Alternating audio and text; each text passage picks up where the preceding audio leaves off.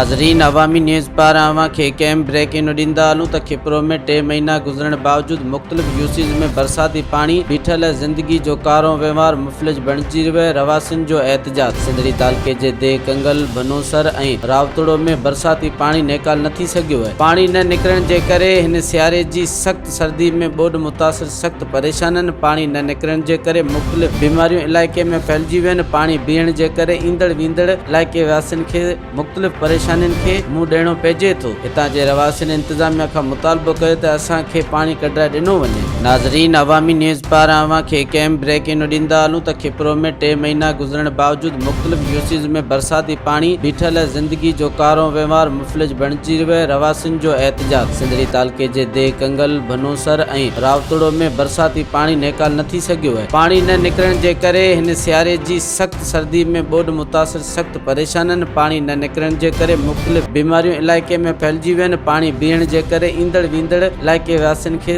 मुख़्तलिफ़ परेशानियुनि खे मुंहुं ॾियणो पइजे थो। हितां जे रवासियुनि इंतिज़ामिया खां मुतालबो कयो त असांखे पाणी कढाए ॾिनो वञे।